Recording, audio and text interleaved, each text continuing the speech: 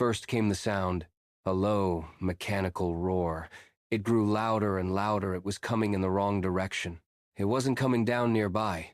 It was coming up onto the roof of a French prison. The 1st of July 2018, Riot prison, southeast of Paris.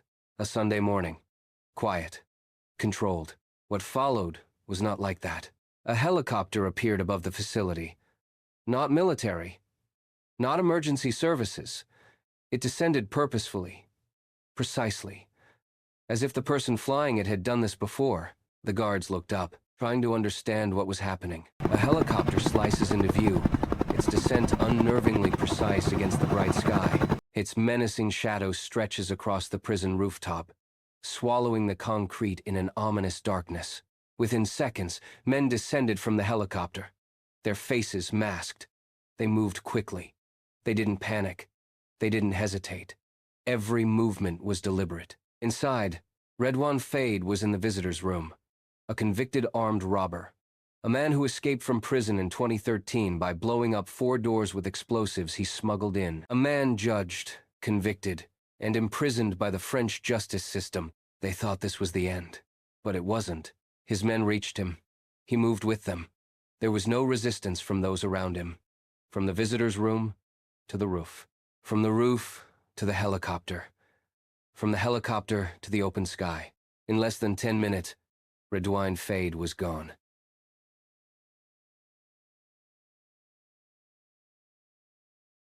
The prison was still where it had always been.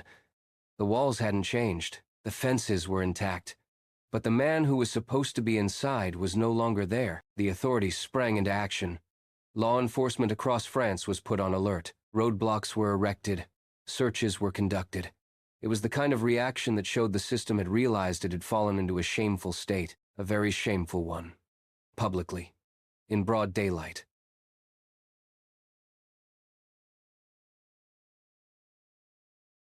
The helicopter was soon found. Abandoned. Burned. Not far from the prison. A trail that ended before it began. Faïd had vanished. Days passed. The investigation expanded. The search expanded. Dozens of police officers. Intelligence units. Interagency coordination. France was searching and couldn't find him. 3 months. That's how long he hid. 93 days of one of the biggest fugitive searches in modern French history. Authorities tracked his accomplices. They followed his contacts. They followed every lead they could get. The public watched. The press broadcast the story repeatedly. A helicopter. A prison. Just an escaped man. It didn't seem real. It was like something out of a movie. If you knew anything about Redouane Faïd, it made a terrifying sense. He was captured on the 3rd of October 2018.